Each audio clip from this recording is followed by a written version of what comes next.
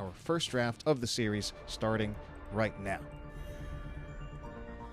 Or do we? Perhaps we don't. Just kidding, there it is. I was a little bit worried there. Gotta be a little bit more on things about making sure that I test things beforehand. Sometimes there's a slight delay where you get a black screen before your OBS actually gets the game capture. But we're into this game right now. We're here, and we've got bans coming out from Death and Delay first, as I quickly take care of some things. So Death and Delay will use their first ban on Kel'Thas. Now, actually, real quickly before I go on to anything else, I've been messing around with some of the sound balancing on my side. Please let me know if there are any issues with that.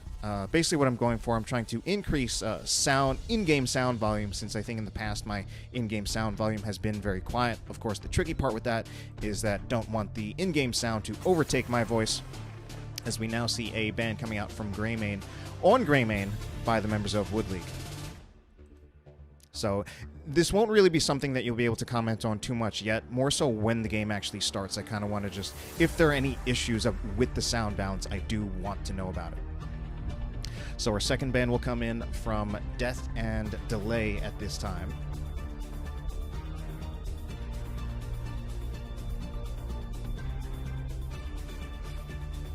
Second ban will be on Johanna, so that is interesting to see Johanna taken off the board. Johanna just generally being seen, I think, by a lot of people as the best tank at the moment in the game. With the way things have changed on certain tanks, Johanna's just very safe, very reliable. And neither team will be able to pick that up in this series. What will our final ban of the initial ban phase be? It's going to be Zool. Zool, obviously a hero who has just been pretty strong recently.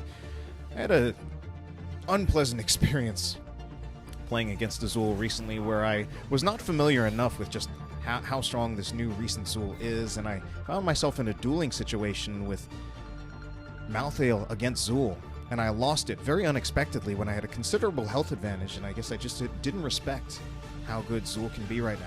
But at any rate, ETC will be picked up by MZ17 on the side of Death and Delay. And now this is very interesting. The Zarya pickup alongside the Garrosh pickup. So there are two things that could happen here. Now, on the one hand, the first thing that could happen with Wood League's draft is something that's already shown just by the combination of the Zarya and the Garrosh, which is Zarya has a move speed talent, a talent that allows her to grant move speed to any targets that she shields. I believe it's at 7, or it could be at 4, but I'm pretty sure it's at 7. And the idea behind that is to put it on Garrosh as a way of facilitating his initiation so that he can move in faster, get that throw, and then you have a very powerful engage. And that's normally something that is a weakness of Garrosh, that he doesn't have much of a gap closer. He doesn't have a gap closer, period, really. So sometimes you kind of just get stuffed out on your approach. The Zarya move speed is a way of enabling that. Now, the other direction of a Zarya is to go for some kind of hyper carry DPS. It's a little bit more off the table, given that we saw that Vala was taken by the members of Death and Delay, which is normally one of the hyper carry combinations that you could actually do with a Zarya, and it would honestly probably be the ideal one. Theoretically, I think you could do a Tracer, kind of doing an old interpretation of the Tassadar Tracer combos of old, but that's also something that's a little bit outdated, given Tracer's been kind of reworked. Zarya's not exactly the same as Tassadar, even though she is very similar to the old Tassadar. Anyway, secondary ban phase comes in with with Jaina as well as Sylvanas bans. We're going to see the Raynor and the Sonya picked up on the side of Wood League.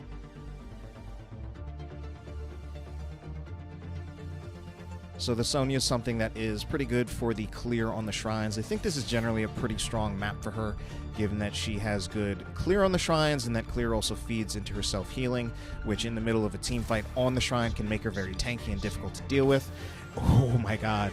And that's going to be a Leoric from from that's a name that let's actually just say that name as Shui. I was about to just go SHW33, but I think it's just easier if we just go with Shui. Meanwhile, it's going to be Kel'Thuzad picked up by MacDaddio in that last slot. So this does give... There's actually not too much of an opportunity to counterpick this with the last pick, given that it has to be a healer. Okay, it's going to be the Tyrande. Tyrande does kind of combo well with the Garrosh, as really just making it a hard initiation on whoever Garrosh throws is likely to die if the combo follow-up is there.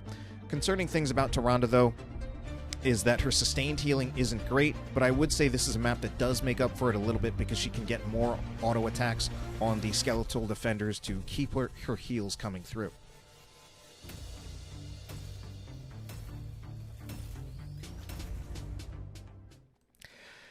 So between these two drafts, I think I do favor the draft of Wood League. Garrosh is actually someone who sometimes I wonder a little bit on this match, because sometimes it's actually a little bit harder to use him on the shrines because you might just accidentally throw one of those many skeletal defenders instead of your desired target. But I do like the Sonya.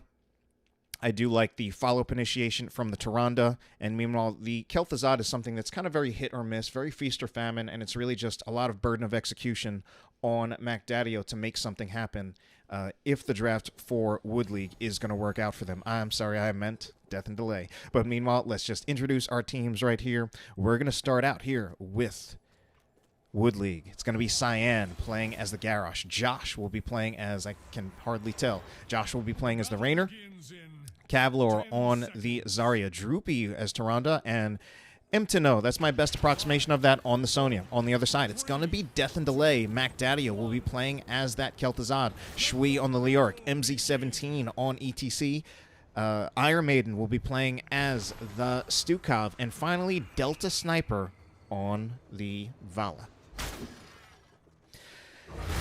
So, we're going to take a look at some other things going around here. We've already got the Lunar Flare quest out of Tyrande. That's something that has been recently moved to level 1 and is generally, I think, considered one of the stronger talents among those on that talent tier anyway, commonly taken, especially more so at higher levels of play. Lower levels of play, of course, or, lower divisions, you might see a little bit more variation.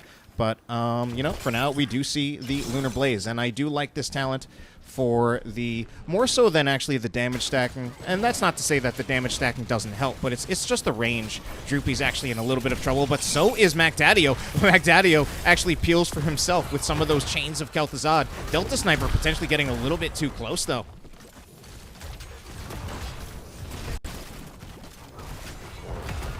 All right, ETC will be stunned. A lot of brawling in this bottom lane. No one actually rotating here, and some experience will be missed on both sides. So surprised to see all this brawling. The brawling, I mean, both of these teams are looking for some stacks, though, and pretty much all of these stacks, as far as I can tell, aside from the only stack that can theoretically be a non-PvP quest would be Caltrops, which is also a surprising talent to see be picked up. You could theoretically, just generate the hatred on the minion wave. Not even just theoretically. You can in practice, but I think probably a combination of both fighting in PvP as well as PvE would probably get it done the quickest. MZ17 kind of face-checking the bush, doesn't really pay for it.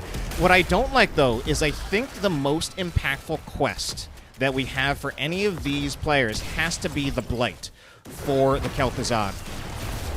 So I don't really like Wood League actually fighting into this so much, because I do think, again, I think by far the most impactful quest is MacDaddio's Kel'Thuzad Blight. Oh, Delta Sniper potentially in a lot of trouble.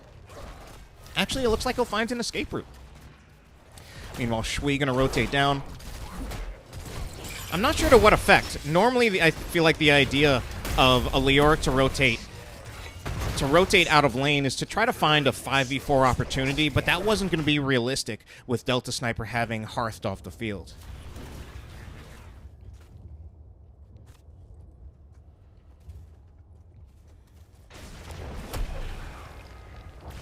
All right. So again, the most important quest that we have, and we've got more quests online. We've got the Creed of the Hunter, which is something that It's not a quest that I personally approve of, and especially on this map, it honestly strikes me as extremely surprising where generally with Vala, the more desired builds are either W build or Q build, kind of depending on the map, occasionally depending on the composition. And then auto attack build is kind of the least common, and especially on this map, I feel like W build for Vala is extremely desirable. But let's see, we've got a fight going on. Mac Daddio in an off position, but nobody really punishes him for it. And it's Josh who's super low. Shui is going to be chasing after Kavlor. Kavlor does not have any move speed or unstoppable yet on his shielding, and the first kill will be on Kavlor. All right, then, and this is going to be some pretty easy clearing. Yeah, definitely. Nice to see Shui is actually backing off, realizes he has some clearing that he needs to do in his lane as the solo laner. Plenty of clear from his team. So the W build from Delta Sniper is just something that would be very, very good for wave clear in the rotations, would be good for the clear on the shrine in cases where they didn't get such an early kill. If there's one thing I can give the auto attack build, is it's definitely the least common build for Vala, is that it theoretically gives you more pressure on tanks, and pressure on Garrosh here could be a really good thing to just kind of shut down Wood League's composition. I say that theoretically because I also kind of question what if... I even still wonder if that's even true. Certainly has better pressure on tanks than a W build, but I'm not sure if a Q build would actually have better pressure on tanks if you're actually using the Hungering Arrows on the tanks. But this gives you more free pressure on the tanks without having to use abilities. Meanwhile, Woodley continuing to really fight into this. Now they have an advantage. MTNO jumping on the back line, spearing in on Delta Sniper, but it's not enough to result in a kill. Meanwhile, Shui's going to move up. Now, as we move into the point of the game where we will be looking at level 10 talent tier pretty soon, of course we have the questions of what are our heroics going to be. Of course we have an ETC. Mosh Pit is often generally the preferred if you're playing as a main tank, but Tyrande, there are a lot of pretty easy interrupts between the Tyrande and the Rainer. Oh, MZ17 in such a bad position. Power Slide doesn't even go all the way. That will be a successful invade. Kill can't be traded out at this point by Mac Daddio since he does not have... Since he does not have Blight.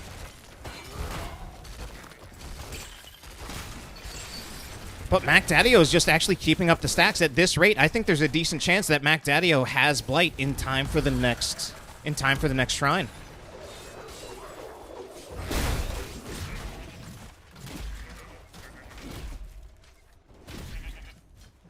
So obviously Mosh Pit is... I think it's most likely going to be a Mosh Pit. I think it's just more a question of, once we see that it's probably going to be a Mosh Pit, what are the chances that MZ17 is able to pull off an impactful Mosh Pit against things like the Tyrande as well as the Rainer?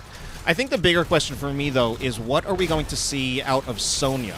Now, typically, again, especially on this map, and honestly in just any map in general, I typically look at Wrath of the Berserker as the stronger choice by a pretty big margin. But against something like a Kel'Thuzad, this is one of the few times where I would actually question it and ask, maybe leaping onto Kel'Thuzad might actually be worth it. Especially once he gets stacked, they don't want to Wood League, that is, really just fight into the Kel'Thuzad in the way that, honestly, unfortunately, they already have been doing.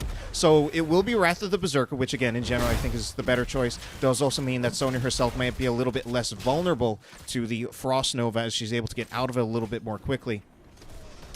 But the direct pressure onto Kel'Thuzad isn't entirely there. Ooh, but there will be an Entomb, and I think they will be able to complete a kill on Sonya with that. Indeed they do, before I can even fully finish the sentence.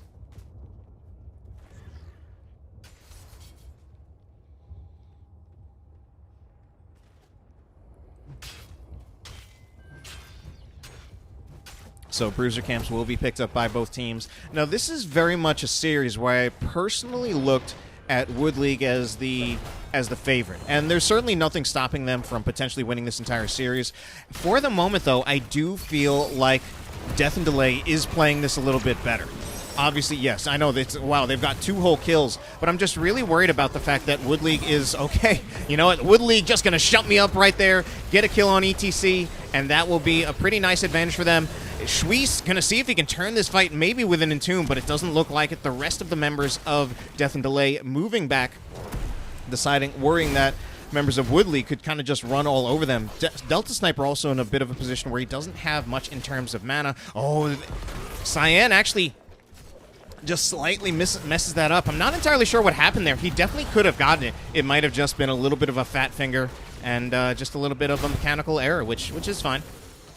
So it is going to be Woodley definitely taking this shrine and definitely proving me wrong, as I was trying to say that I felt like Death and Delay was playing a little bit better. They are only 2 stacks short of getting Macdadio having full Blight. And once that happens, that definitely changes a lot of things, especially once they can actually get a Punisher in their favor. The potential combos with, I mean, obviously the existing Kel'Thuzad combos, and especially if you can also combo that with some of the John Cena stuns, can just result in deleting some targets pretty easily. So we'll see if he's able to do that. As it is, still looking for 2 more stacks. The stacks on the side of Woodley not looking so great at the moment, but what is looking good for them is just the pressure they're getting in multiple lanes. They will, I mean, they probably could have finished off this Punisher if they had pushed alongside it, but I guess some people still just a little bit worry about pushing alongside Punishers or really objectives in general with the fairly recent tower changes. Level 13 talent here, briefly in favor of the members of Death and Delay. We'll see if they can do anything about it. I feel like an invade might actually be the timely and right choice to do. They're invading as 5 pretty much. And there is actually going to be a mosh pit. It does turn out to be an impactful mosh pit because the only one who was not caught in the mosh pit was Garrosh, and this is going to be a huge fight win for Death and Delay. Will they get Droopy? Droopy just barely doesn't make it to the towers. So now, of course, the question is just, what is Death and Delay going to do about this? What value are they going to find out of it? We do see, though, that MTNO finding value of his own, actually going to be able to complete the fort kill while that team fight is happening. So taking advantage of the fact that Death and Delay was not split, that they were all bunched up. Shui moving around looking to just see if he can soak back up some more experience. As now, of course, they do have to worry about the potential re-engage by Woodley. It's still a little bit slow, but they might not know exactly where it is. And instead, they're going to volunteer themselves right into that Kel'Thuzad. Yeah, I mean, I'm worried at this point that I feel like I do feel like Wood League is not entirely respecting the Kel'Thuzad, and I do think they were probably caught a little off guard in the draft, where they kind of committed themselves to a low mobility frontline.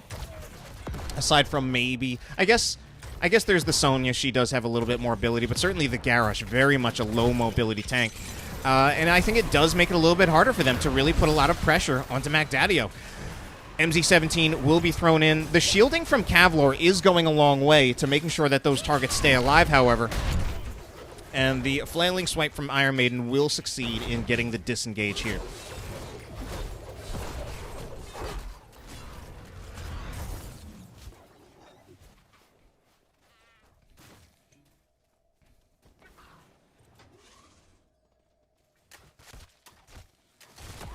All right, looks like some experience will be missed by Death and Delay. Ooh, Delta Sniper playing it a little bit risky there, just rotating, not making safe rotations there, and is honestly just very, very lucky that Cyan didn't punish him quickly enough. Oh, no! Well, that's Entomb down. So Entomb is down. Luckily for him, Entomb is not the longest cooldown. I've actually always had this feeling that I feel like the cooldown of Entomb might be a little too short for just how good of a heroic that is. But, I mean, we can't look at this really any other way than Death and Delay really has the advantage at this moment. They have positional advantage on the Shrine. They've got MacDaddio stacked. They've got 16 talent tier advantage.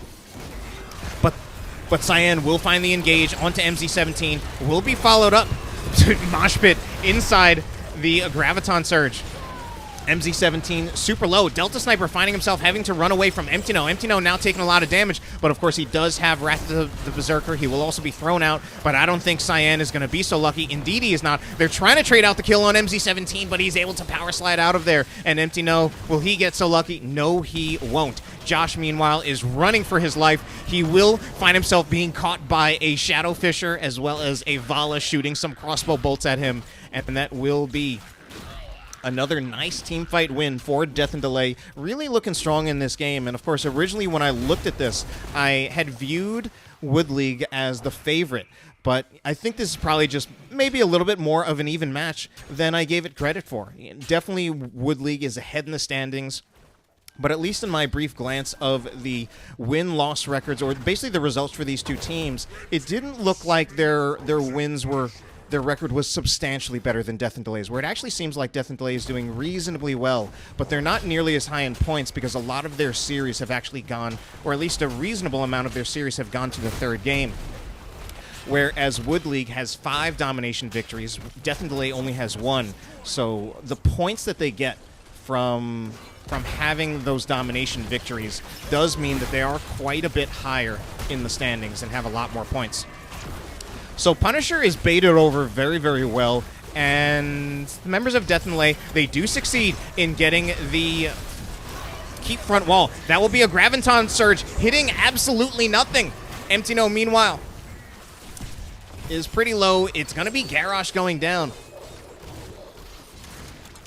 And let's actually take a quick look at the stats. Now, as I normally do, there are certain talents that I normally view as forbidden. Talents that are generally very rarely picked at higher levels of play, especially in like former HGC, but even so like in like Div A and Heroic levels, and that you see a bit more often in like Div C, Div B, especially Div D and Div E. And one of those, of course, is that Creed of the Hunter from Vala.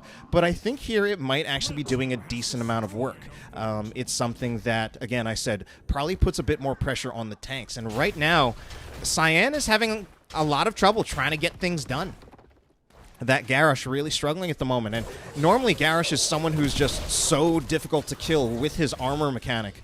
But in this case, I think it's just he's having so much trouble approaching through, you know, just all the damage that he's taking from Vala. If he does actually find himself getting silenced or pulled, silenced by Stukov or pulled by Kel'Thuzad, just finds himself having a lot of trouble getting things done. And I mean, if I really had to pick what are the best tanks against Kel'Thuzad, Garrosh definitely would not be it. I really would want to be looking at who can actually dive Kel'Thuzad, who can get on him real quickly. I do think some of this does also go to the way that Wood League played, which is I felt that in the early game, I felt they volunteered themselves too much into the fight against Kel'Thuzad. But here, it looks like they did get a flank. Empty No is the first to go down, though. Even after the cast of Wrath of the Berserker. Shui's still going in. I feel like he might be going a bit deep, but he gets a nice fat heal from Stukov. Zarya will be rooted and silenced, but will be thrown out by Cyan. Cyan managed to get another throw, but it's onto Leoric, who's not exactly a hard target to kill, or rather, not exactly an easy target to kill. And things just more and more seem to constantly be going in favor of Death and Delay, really proving themselves here when... I mean, I don't know if it's as much that I kind of doubted them, just in my limited preliminary research of this match. I just looked into the stats and saw that statistically Wood League is doing better in the season so far. Of course, statistically, in this game, Death and Delay is doing better in this series so far. So, series is, of course, not at all over yet. And, oh, but man, you know, of course, what we have. So definitely the almost like kind of matches in with what where is it? With what Delta Sniper has gone before, but actually going for the Rancor at level 20 instead of the Farflight Quiver. Now, this is something that does not help. Normally, the Farflight Quiver is to help keep the Vala safe, but the Rancor is to just put on a ridiculous amount of damage, especially if it comes down to it's ridiculous damage for sieging. If Cyan can't approach, or if he's too indecisive in his approach, he's going to take so much damage, especially given that we also have that Manticore, that percent damage will just cut right through the armor of Garrosh. Meanwhile, Wood League, they're really on the ropes here. They have not found level 20 talent tier yet. They're trying to find it where they can with all this pushing down the lanes, but at some point they will have to defend the top lane. They need to make it back in time soon enough so that they can bait the Punisher over the wall. They need to bait this Punisher over the wall for it to be reasonable defense. But we see members of Death and Delay going somewhere else. I'm actually not entirely sure if this is the right play here. Where are they going to go? I think they're giving up a lot of potential. Yeah, I mean, this Punisher is actually getting so little value. Oh my god. This Punisher took out a single tower. That's a Punisher, 18 minutes in, took out a single tower.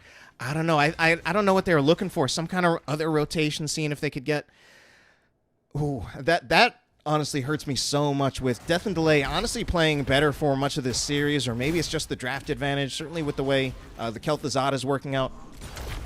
But I feel that what they just did here really, really put Wood League back into this series. Because that means that Wood League, they'll get their level 20 talent tier advantage, and they'll never have to worry about being down a talent tier again. When they were just down what is definitely one of the most impactful talent tier disadvantages in the game. I think there are definitely some debates about it. Certainly level 10 is the most.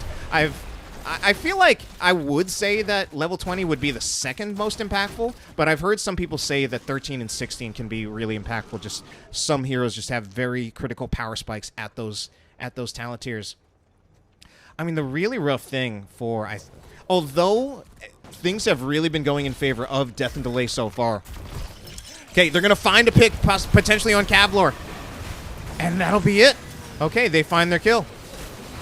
I still feel, though, that if Woodley can get out of here without another death, if they can get out of here with another death, I think they can stabilize, but that other death might happen. It's going to happen onto Sonya. Might also happen onto Cyan.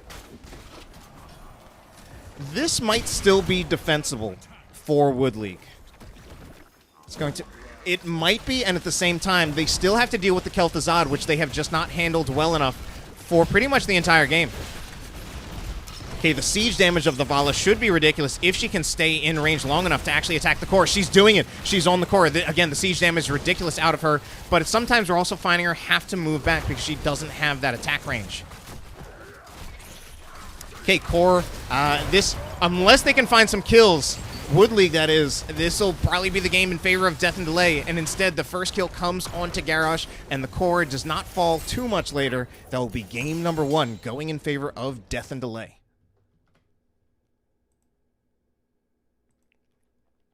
So that match results, again, just based on my limited research from the standings, does strike me as a little bit of a surprise, but in the end, it's actually a pretty dominant game in favor of Death and Delay.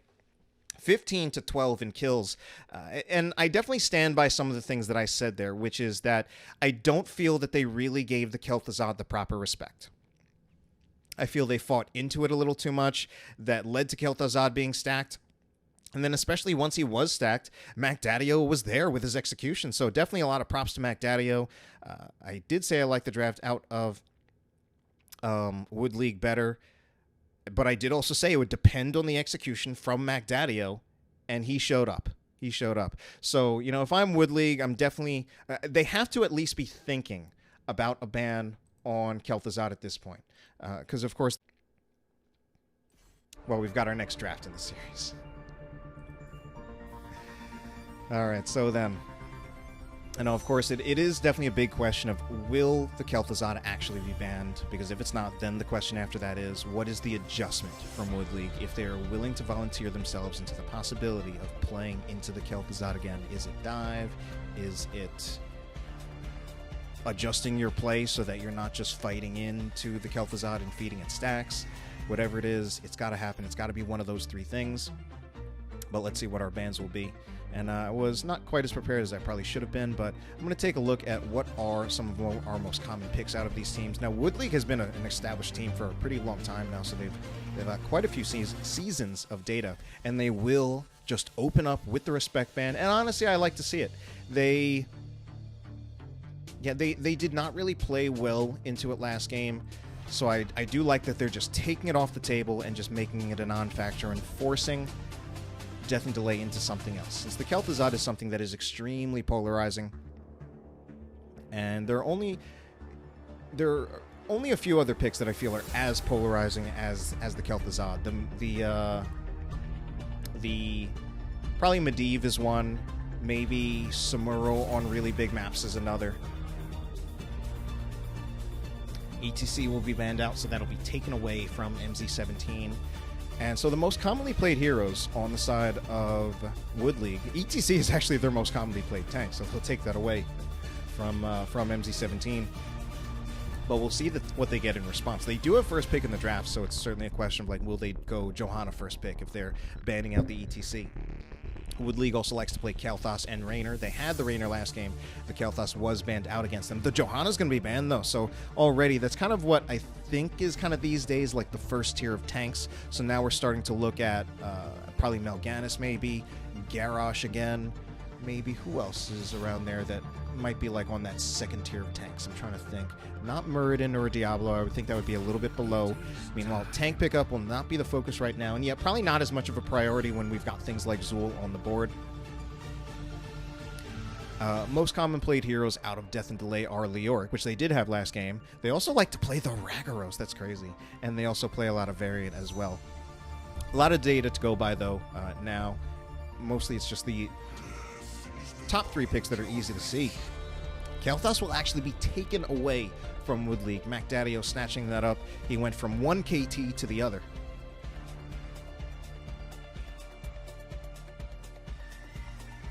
Shui, meanwhile, going to pick up that Malthael, which is, I guess, to match the Zul for double soaking. Got to be a little bit careful about that, or at least my own experiences of trying to play Malthael into Zul. There are definitely some tricky things about it.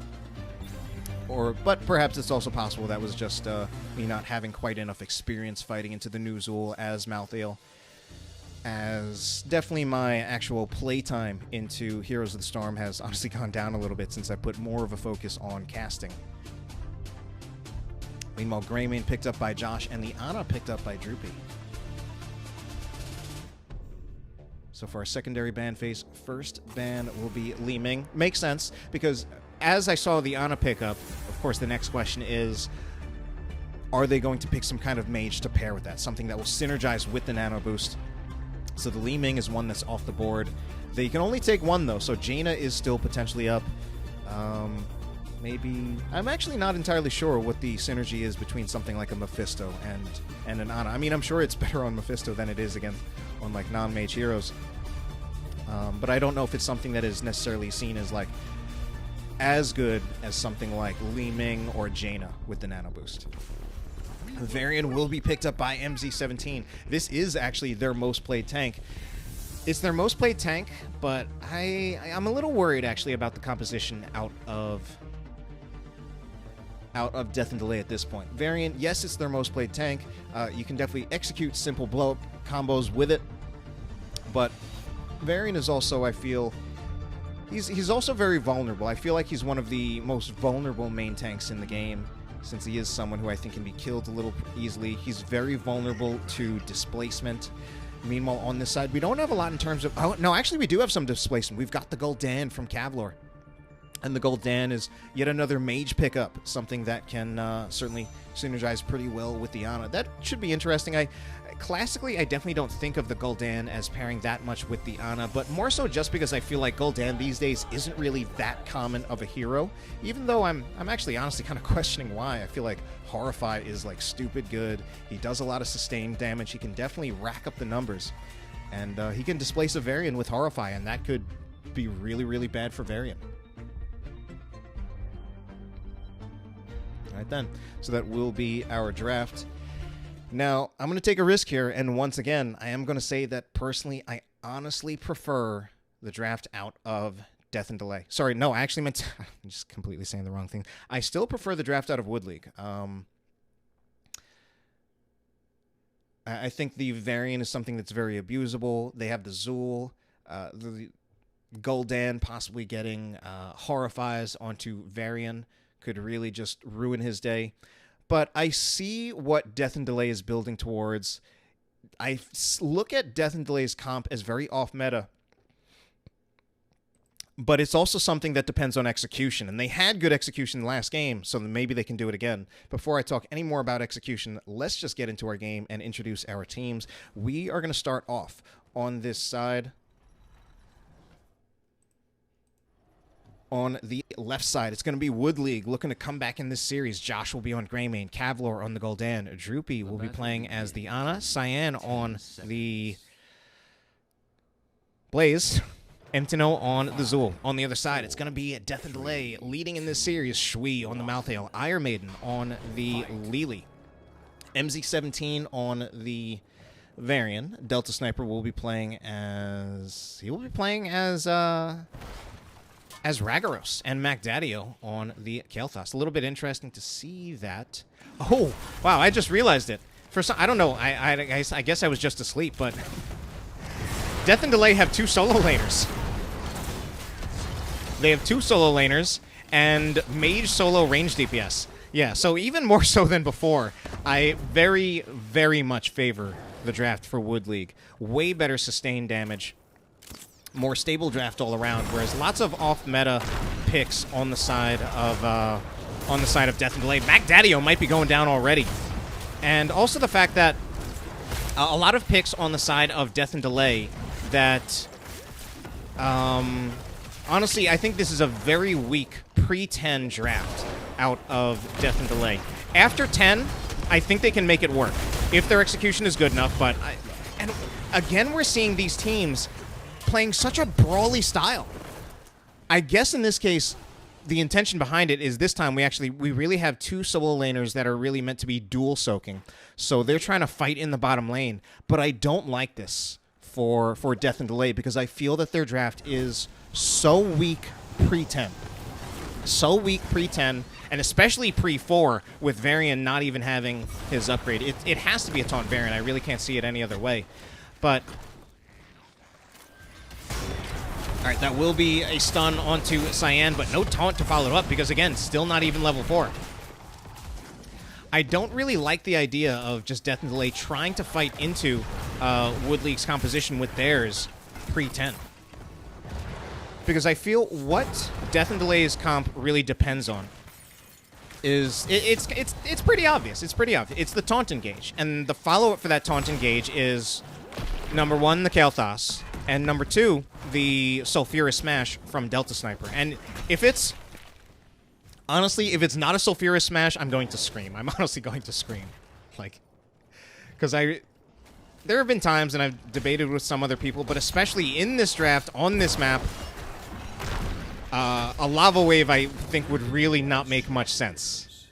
Like, they need, especially with a solo mage range DPS composition, I think it really, really needs to be... oh, Kavlor might die anyway, even though there's a pre-10 engage. And indeed he does. I think it really needs to be a Sulfurous Smash just to really complete the taunt blow-up combo. Later on, they should also have the... last rites out of Malthael. And once it gets to that point, it starts to be almost overkill. Meanwhile, talk about overkill. Shui gonna get a little overkilled on that time, kind of caught in a bad rotation. And then he finds himself rooted by Zul while not having the unstoppable talent. Inevitable End, I believe, at level 13 for Malthael.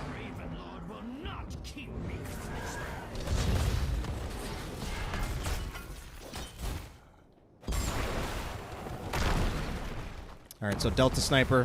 One thing that's also a little bit tricky that, just something that Death and Delay really need to be careful about. They have 2 solo laners, but they kind of pick 2 of the squishier solo laners between the Rag and the Malthael. Both of these originally having their roots as melee assassins before they were reclassified as bruisers. So they're generally a little bit squishier than some of the other bruisers. However, I mean, yes, I know Malthael does get a lot of his tankiness from basically the health restoration. Okay, this could be a kill onto Cyan. Cyan's getting pretty low, but it doesn't look like there's enough to finish it off. So yeah, the Varian Ragaros is something that it definitely has a clear purpose and reason behind it, and I see how it could work if their execution is there. The one thing from Death and Delay that not even is anything about execution and is one thing that I'm definitely worried about is the Lili. And it's also another reason why I don't want to see them just doing all this brawling. Because the Lili is a sustained healer who is not good at sustained healing. At least pre-10. Once you get to level 20, she's actually a very good sustained healer, but especially pre-10, she is a very poor sustained healer, and she just can't keep up in these fights. Let's even take a look. Of course, I'm going to look at the healing, and I'll probably see that, like, Ana... No, Ana does have more healing than Lily. I was just wondering if I was going to get cursed there and just be... And try to say something like, oh, Lily can't keep up with an Ana, and then Lily actually has more healing. Oh, no, Shui, where are you going? Oh, no. So, taunt goes in. I think this is a fight they need to... This is rough, because they... I don't think they want to back off from this fight, but I think they really have to. They're almost a level and a half behind, and instead we're actually I mean, I guess the members of Wood League are backing out based on the fact that they are a little low all around. They might actually get killed here. Cyan's going to go down. You know what? I think that's actually... I think here I should just take the responsibility and say, I think I was in the wrong there. I kind of looked at it, and I just said... 4v5, why are Wood League fighting? Or rather, why are Death and Delay fighting? But I think part of why Death and Delay was able to... Wow, Death and Delay won that, and they took both of the shrines. That's actually pretty crazy. Part of the reason they were able to win that was, although it was 4v5 for them, they had more health all around, whereas most of the members of Wood League were pretty low. Delta Sniper's getting pretty low, but Cavalier is lower, and he will go down first. And wow, with that, it seemed like such a level disadvantage. Or an experience disadvantage for Death and Delay, but with those kills, they actually managed to kind of come close to evening it up. I was really in favor. I was going to advocate for a safer strategy that involved giving up these two shrines, the shrines that they just took, giving those up, splitting off to the lanes to soak, to try to catch up in experience. They didn't do that. They went for a much more aggressive play. They took the 4v5 fight. They got both of the shrines, got another kill. They haven't fully caught up yet, and now MZ17 might be in a little bit of trouble. Finally has 10, so he might at least have... Let's see if these... Okay, yeah, it had to be the Sulfurous Smash. So that stops me from having to scream into my mic on broadcast. And there's the combo, and they pull it off so well. That's what it needs to be. That's just what it needs to be. It just needs to be taunt, gravity lapse, Sulfurous Smash, and that should just be the kill on just whichever target they pick, especially if it's a non-Blaze target.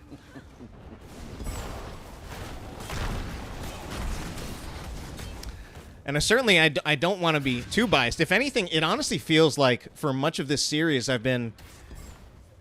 my criticism has just gone more towards Death and Delay. But in the end, they're the ones who really... They won the last game. They are in the lead in this game. So there's a reasonable chance that Death and Delay does take this series. Oh, no. But that's something that can't happen for them. Shui really needs to stop getting caught like that. Okay, Fear goes on to MZ17. Cyan. Okay, Cyan doesn't take it. Oh, my God. Death and Delay are just barely going to stay alive, I think. Mac Daddio needs to be super careful, though. He's actually in such a precarious position. Will he go down in front of his fort? He doesn't.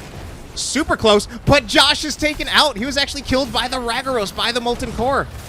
Mac Daddio's super low, but he's coming in here anyway to provide assistance for his team. Empty No is really low. Delta Sniper coming in on the back line. Oh no, this might actually be the kill there. The bunker getting the value.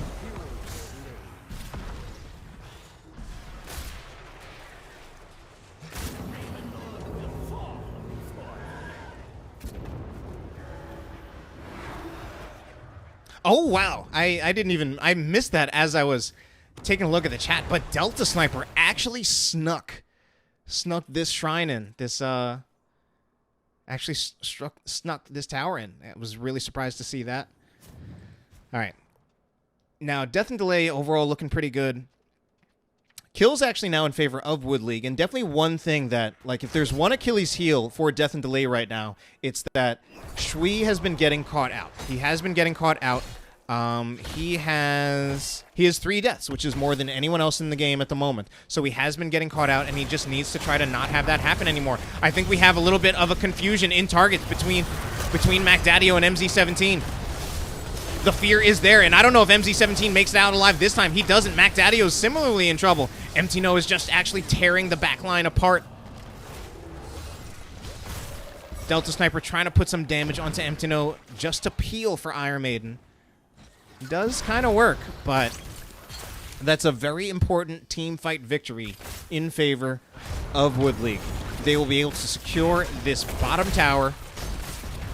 which is, of course, generally viewed as one of the big win conditions on this map. Delta Sniper has to be super careful. If he's standing around in oil, he's not too far away from being jet propulsioned on by Cyan and then killed if he's walking around with only 30% of his hit points. So this is looking very, very strong for Wood League now. They've got a kill advantage, 10-5, level advantage, XP advantage, which are effectively the same thing. 2-level lead, full 2-level lead, which means there will definitely be a time when they will be looking at a level 10 talent tier advantage. MTNO, I think, should get caught here and killed. Not even using the Sulfura Smash that time, and they're going to take advantage of this to try to take the boss. It's Shui. Okay, Shui that time will get away with his life. They will also take this boss. I think they will, unless we're going to see a 4v5 invade. I don't think it's going to work out. MZ17 is going to go down. This is going to work. I can't believe it. This is unbelievable. The kill will go on. Oh, we're having kills straight out on both sides, but eventually that's a boss stolen by Wood League.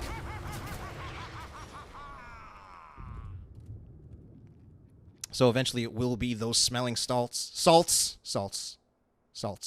Cleansing out the, well, it does say removes stuns from the target and grants them 50 armor for 2 seconds when doing so.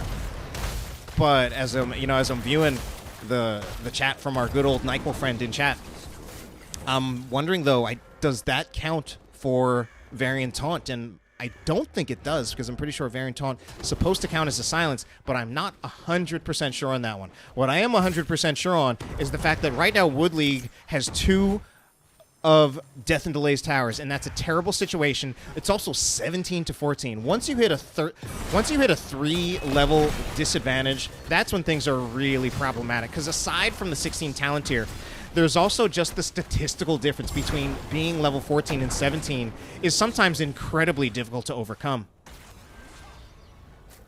MZ17, meanwhile, looks for initiation. Is the kill there onto Josh? It's not.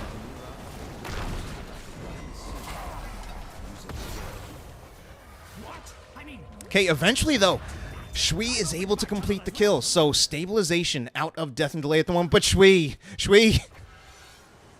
Like, I don't actually want to see Shui be too aggressive here. Although there are only 3 members of Wood League here. This could actually be Super Monka-S for Wood League. Kavlar trying to chase after Shui, but Kavlar gets taunted and he's got no health himself. Shui is still alive. Oh my god, but MTNO is actually looking for all those back caps. He will be stuffed out, or snuffed out. No, not snuffed out, just stopped by Delta Sniper. So Shui gonna be looking for that. What is this? I wanted the name of it by clicking on it. I can't forget whether it's a tower, a shrine. I don't know. Whatever all those things are.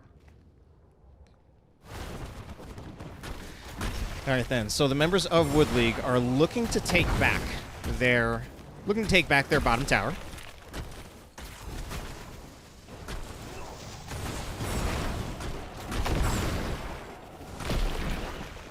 Meanwhile, over here, though, oh no, MZ17 is in a huge amount of trouble. All right, maybe he's not in a huge amount of trouble, but he was definitely under some threat.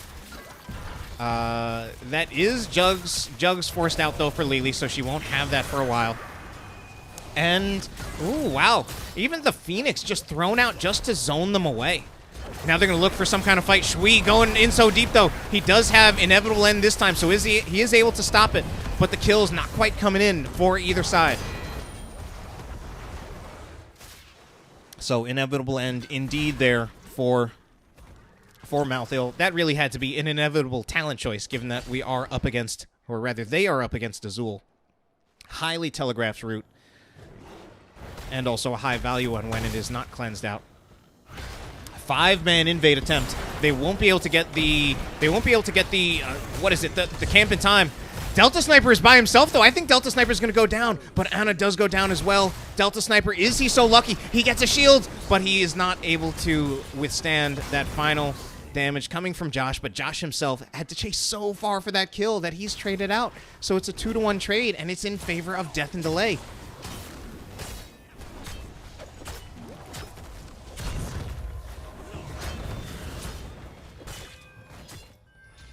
The altars have risen. Activate them now.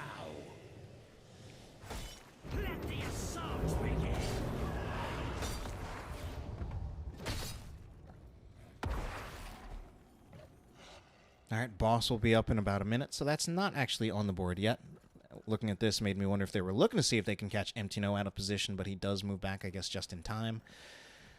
It is Wood League with a lead in experience, though. It could also have to do with the fact that they still actually have a lead in kills. But the more recent fights have favored Death and Delay. I mean, this is actually a super close game. We could very much see this go either way, but it will be Wood League undoubtedly making it to level 20 talent tier first.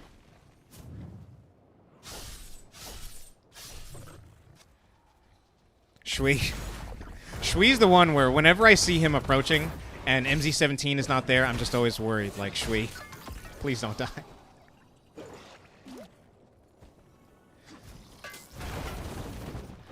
Okay, this is also something that does strike. They're choosing into this bottom lane brawl for a moment. Okay, it does look like Shwee will move out, kind of recognizing that they are not ahead in levels, so that they want to try to soak to level 20.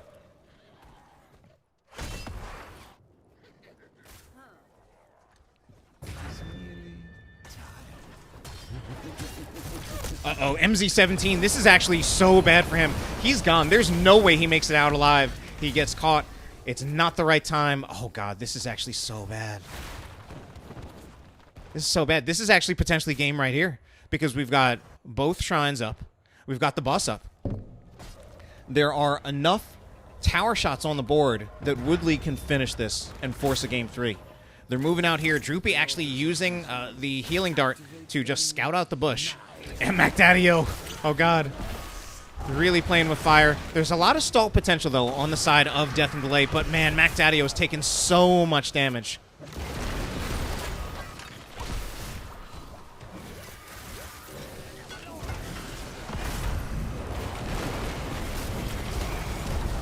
Shwee. Is he done? No, because we've got the double jug of 1,000 cups out of MacDaddy-O. Those double jugs providing a lot of burst healing. A little bit weaker on the sustained healing since you don't have the Mistweaver, but I guess there's the burst healing in that time where Shwee is nearly dead. Oh, Shwee, is he gonna? Oh no, that's Shwee gone again. I mean, yeah, at this point, I'm not gonna blame Shwee as much at this point because they have to deal with the fact that they're on the ropes, and if they die here, like if they don't defend this shrine, they probably just straight up lose the game. But I think at this point, it's probably going to be game against them anyway. Delta Sniper, is he looking to sneak things? He's going to try to sneak an altar. Oh no, Delta Sniper also being a little indecisive. Problem is, the more indecisive he is, I think the more... Oh God, he can get this, but I think he dies for it. Yeah, he has no way to make it out alive. And given that he has no way to make it out alive... Oh no, MacDaddy-O is going to die as well. I think that heroic effort by Delta Sniper could have potentially saved them in the game. I'm not 100% sure, though. I think for it to really matter, I think Death and Delay really needed to not give up too many deaths here. We'll see if it does end up mattering in the end. For the moment, Death and Delay is still in this game. And you know what? I'm also completely potato on my math. And have been for about the past 5 minutes, because it was not actually on the table for Death and Delay, sorry, for Wood League to actually finish the game, unless they can get a 6 gap. I was misreading the tower, or rather the core health, for both teams. Transposing them, mixing them up. MZ17 will get rooted here.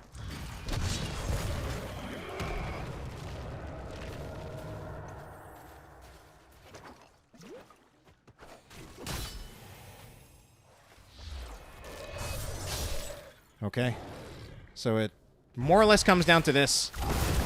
They need to make a defense on this, and of course, Rag, can he hit them? They're gonna go for the kill on to Varian, but I think the follow-up won't be there because the Horrify will disrupt it. Delta Sniper now has no more Molten Core. They're taking so much damage though from it's really the, let's check the damage numbers. Yeah, it's the Gul'dan. The Gul'dan is actually just putting out a massive amount of damage. And we've got some of the members of Death and Delay just standing in it a little bit too much. Okay, MZ17 will be cleansed out of the Bone Prison. It's a fight now. Cyan is kind of caught behind enemy lines, but he has a bunker because he's Blaze. We don't have those kind of defensive tools on the side of Death and Delay, and it looks like this is going to be another team fight win for Wood League. And with this team fight win, I'm pretty sure they finish off this game. Now, this altar by itself... Oh, no, that does finish it. Again, I'm misreading the numbers. That will be it. That is game number 2 going in favor of Wood League. Our series tied up at 1-1. Almost guaranteeing that I will probably be late for my second series.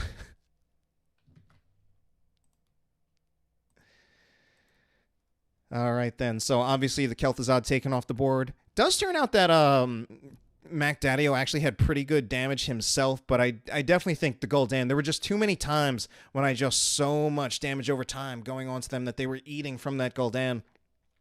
And again, the draft out of Death and Delay, there were obviously things that it could do, and we did see the taunt blow-up combo work, but it was also kind of very...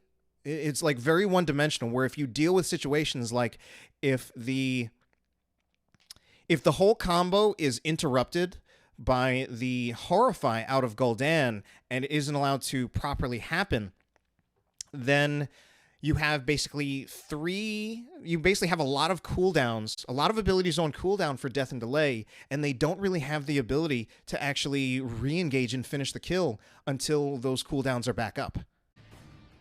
Momentum potentially in favor of Wood League coming off that last victory, but I don't feel... That was definitely not an uneven game. If anything, it was the first game that felt pretty uneven, but the second game felt very, very even and felt like it could have gone either way. So, I wonder if we will continue to see the... I honestly still want to see the respect ban on the Kel'Thuzad. I still want to see that. Who knows if we'll get it. But first ban will go over to the side of Death and Delay.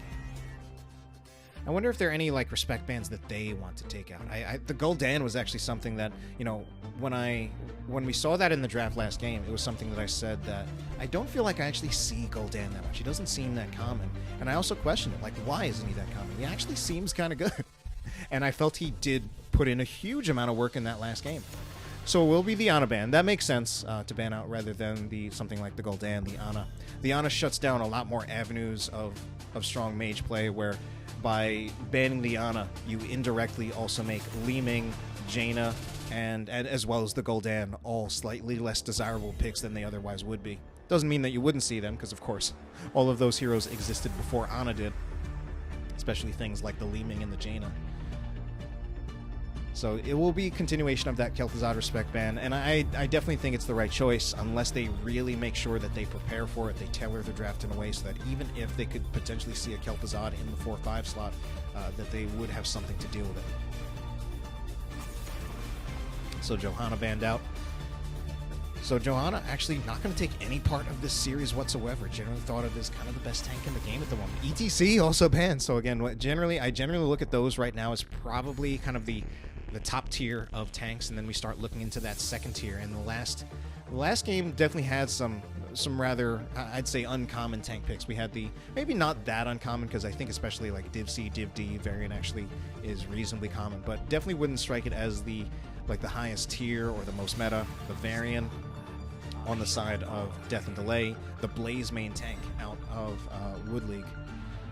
So we'll see what those picked up. Right now, the Kel'Thas does actually make it reasonably likely that we will see the variant again, since that does kind of pair with it, looking for the Gravity Lapse follow-up on the taunt, just give you those powerful single-target blow-up compositions. Dahaka will be picked up by Emtino, so focusing on that global. Now, Dahaka, certainly an interesting hero. Dahaka is definitely a hero. I remember all the way back when Dahaka was first released. I think it was late 2016, and definitely he was used a lot back then. Part of that, though, is that there were not as many solo laners back then. There were not as many heroes in that position, so he was very common. These days, not as common, but of course, you know, this is a big map, so it does make global a question at all. I also feel with Dahaka, I personally think Dahaka is a very hard hero to play, because Dahaka is very, very hit or miss. Like, I feel a lot of the value out of Dahaka, maybe not all of it, but a lot of the value of Dahaka is very literally on the hit or missing of two short-range, fairly easily missable skill shots in the drag as well as the... not contagion. Isolation. Contagion is at 20. Of course, I think some people would rightly point out that a lot of the value from Dahaka also does just come from the global, the soaking, being able to have an experience advantage over the other team if they don't have a global of their own. And we will see both of the tanks that were played last game banned out. That honestly strikes me as kind of funny. I feel like those, I guess those, they're just assuming these are the tanks that the other team is comfortable with. So we're going to need to see both of these teams need to dig even deeper into their hat of tricks to certainly to choose something for a main tank. Anduin picked up Kavlor. Sorry, Cyan will be playing Diablo. And yeah, especially at this point, we're really just digging in deep to figure out what are the tanks that are left. So Diablo is one. I do kind of like Diablo on this map. I think the areas where a lot of team fights take place, there are definitely a lot of choke points, a lot of walls that Diablo can reliably get those wall bangs on. Nubarak is up. Garrosh actually and Mal'Ganis are still up. It just doesn't seem like... Well, we did see Garrosh in Game 1. Garrosh would also be really good now if they play it. Going to be the Mal'Ganis instead. Garrosh I generally think of as having kind of a good matchup against the Diablo. Punishing that really hard if he actually does be aggressive, which... although Diablo, it can sometimes be a little frustrating to play Diablo against Mal'Ganis as well. I remember when I first started playing against Mal'Ganis, trying to play it as Diablo, and I just figured, oh, he's doing Night Rush. I'll just charge him with Shadow Charge, and then I would just literally just charge in, sleep, and not even stun Mal'Ganis. It was really frustrating. Kavlor going to be on the Tassadar, though. That's a pretty high-value pick, so interesting to see that.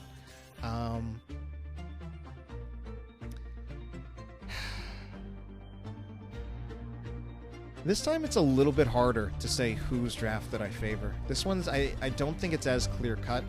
Definitely last two games I had a pretty strong preference for Wood League's draft. This time I don't feel as strong of a preference either way. Now certainly one strong advantage that Wood League does have is that they do have the Dahaka in their favor against the Thrall. So theoretically that should mean that Wood League should be able to have a soaking advantage because they can have Dahaka arrive to the objectives a little bit later because he can spend more time just soaking in the lane. But as far as team fight goes, at the moment, without diving into any deeper analysis, which I don't have time for just yet because we are getting into the game, I don't see a strong team fight advantage either way just yet.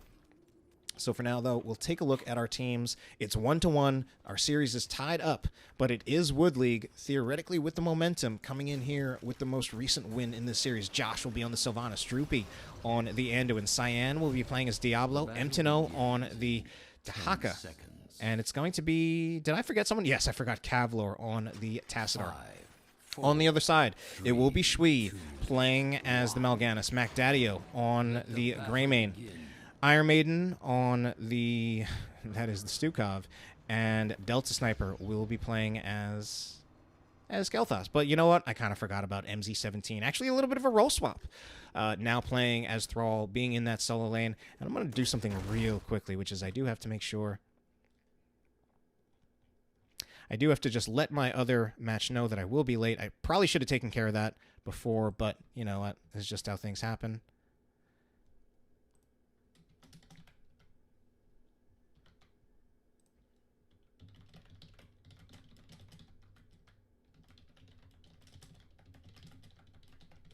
All right, I do apologize for that. I did have to just quickly let the teams for my next series know that we are in...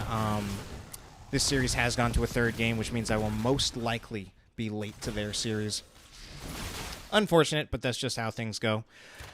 And so far in this game, we're going to see a few quests picked up by our teams. We've got the Echo of the Elements picked up by Thrall. Usually the more common choice when you are going to go into a solo lane Thrall. And also with the way things work on this map, of course, this being a much bigger map, sometimes you don't necessarily see the 4-1 split. Sometimes you just see a 1-3-1 instead, which does seem to be what's going on at the moment. Delta Sniper taking care of the other lane. So it is going to be Echo of the Elements. And He's doing okay on that. That's not a hard quest to stack, so he probably won't have it in time for the first fight, but he will absolutely have it in time for the second fight at the very latest. Honestly, if he plays his cards right, though, he might have it in time for the first. A little bit hard. That would be a little bit ambitious, I would say. Shui coming in here, potentially looking for a gank, but I don't know. If they can get the sleep, it might happen. Josh jukes it out, though. Yeah. I mean, as a tank, for whatever Mal'Ganis' strengths are, I don't feel that he's really the best tank to go for that kind of a gank because his initiation is pretty slow, pretty telegraphed, especially compared to something like a Diablo, an ETC, and a Nubarak. But they're going to go for it again. This time they will get it, I think. It's going to be a close call, and they do get it. So, okay, just talking about how Mal'Ganis, not so great for that kind of thing, and I will stand by what I said, that I don't feel that he's the greatest tank for going for that kind of gank, but I think that was honestly just an outplay. You know, they tried it the first time, it didn't work, and then Josh just wasn't really ready for it a second time. Didn't really respect that they could attempt it again. Bruiser camps will be picked up by both sides as we do see some members of Death and Delay approaching this curse objective. They'll see if they can maybe get the rotation onto Kavlor, but again, just the initiation out of Mal'Ganis, not really good for those ganks. I think better for these team fights where, you know, you've just got the 5-on-5s, and you can get sleeps on multiple targets, as well as even stuns on multiple targets if your positioning is right and the opponents are too bunched up. But what we're going to see here, I think it's just going to be the attempt by Wood League to just stall this out, and even if they lose the tribute, Emptino's going to be in here. They're not going to wait that long. Emptino actually, he comes in from behind. He does get the pull. It is onto Shui, though. Shui, of course, is a tank. That might have just been a free initiation for Shui, and he'll get 2 sleeps. First kill will actually go onto Josh, but Shui is himself pretty low. He is Mal'Ganis, so he is pretty tanky, but he's getting really, really close to dying. MacDaddio gets pulled, though. That could be a kill on MacDaddio. Just kidding. There's not enough follow-up there, as there was no damage dealer there, and he will be able to just Dark Flight, Razor Swipe to just get out of there.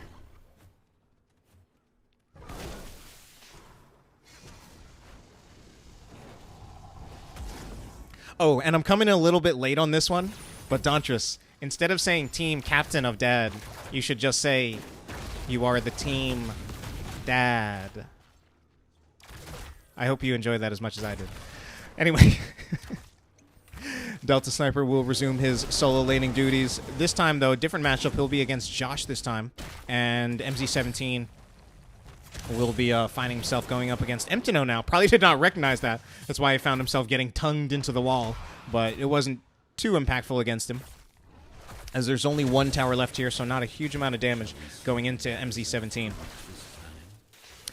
A little bit of a misplay, I think, from Emptino, though. Normally, I think it would have been better for him to...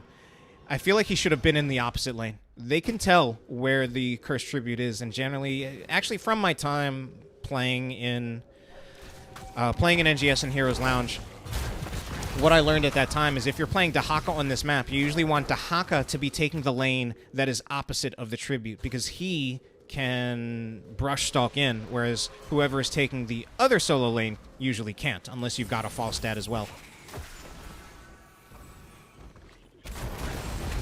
Okay, it's a 4v4 at the moment.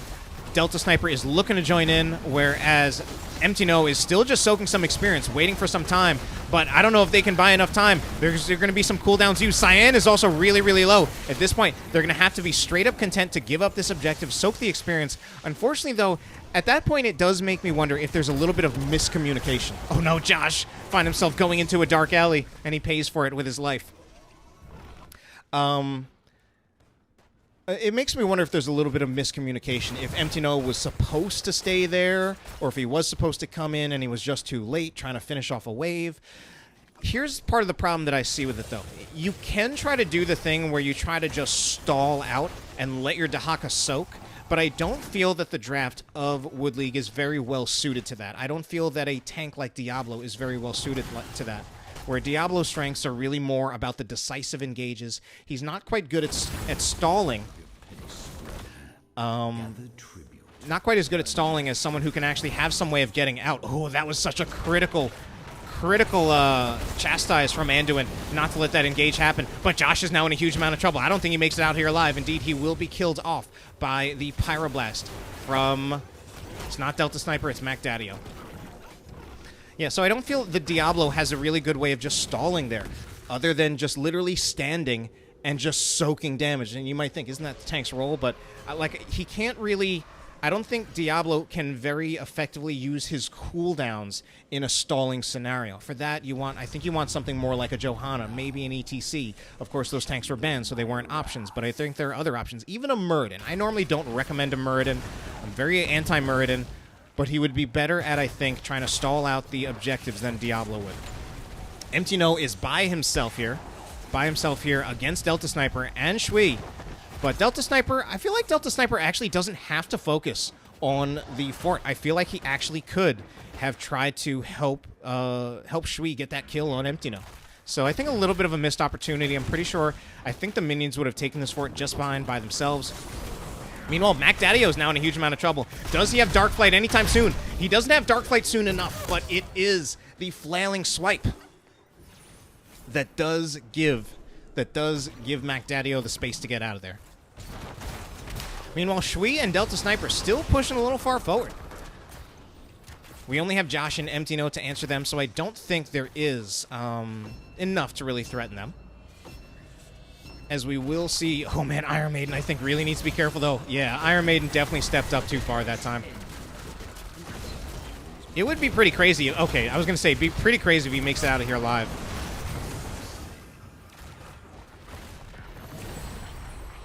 So Iron Maiden does pay for a little bit of that over-eagerness to step forward. It's still absolutely Death and Delay in the lead in this game. 6 kills to 1, experience advantage. They'll have the level 13 talent here first, and they just had a tribute in their advantage, in their favor. In fact, they didn't... I lost my train. Oh, yeah. Wood League so far has not taken... They have not taken a curse, or rather a tribute at all. I think MZ17... Okay, he was just throwing in the... He was just throwing in the Feral Spirit to help disengage. Mac Daddio is really low, though. If there's an engage on him, that could be trouble. And Delta Sniper is not here. So that will be a kill going on to Mal'Ganis.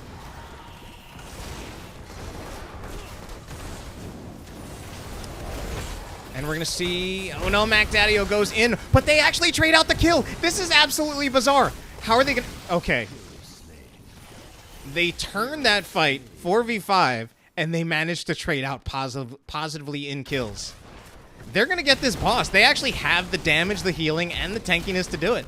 They can let both Iron Maiden or MZ17 just cycle in and out between tanking it. They've got that huge healing throughput from the Stukov, and they've got so much damage coming out of literally every one of these heroes. Iron Maiden needs to cycle out a little bit more, though.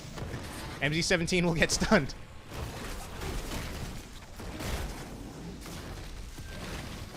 Yeah, Death and Delay is actually looking really, really good now. Of course, the game is very, very far from over.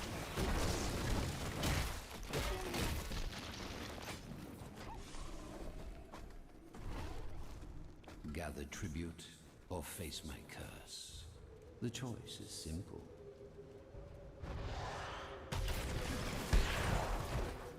I think Mal'Ganis might have been silenced, question mark. I'm not 100% sure on that at all, actually. I'm mostly just thinking about what could stop a Mal'Ganis. Okay, Dantra says interrupted instead. Was just thinking about what could stop a Mal'Ganis from using his ult. Could be silenced, could also just being interrupted at the right time. All right, boss plays out of... This is a double boss play out of Death and Delay. Very, very strong play, even if they have to give up. Even if they have to give this up. I mean, at this point, yeah, they're just going to push with this. This is keep front wall minimum. This is keep front wall minimum. They reasonably optimistic projection that they could get the keep out of this. And honestly, if we're going highly optimistic, we could be looking at the game in favor of Death and Delay. The kill on Kavlor is the first step. Empty No is going to be out of there too. Oh, God. You know, I was just about to say, the highly optimistic it's not highly optimistic anymore. It's actually very, very realistic that Death and Delay finishes this series in the next minute. They've got a 90% health boss. They still even have a siege camp coming in, and they've got 5v3. They're going for it. They're going for it. Shui is pretty low, though. I think he either needs to use his ult. That's a big Wailing Arrow, and Shui is going to go down here. He still is not using his ult. Oh, he does. Does he not have it? He doesn't have it, but it doesn't matter because that's the end of the game. Oh, my God. Wow. Death and Delay actually really putting on a show here. Great game. A great series in the end, because actually having the 3-game series, I looked at Wood League as being the potential favorites, but man, did Death and Delay really show what's up. They stumbled a little bit in game 2, but overall, a great series.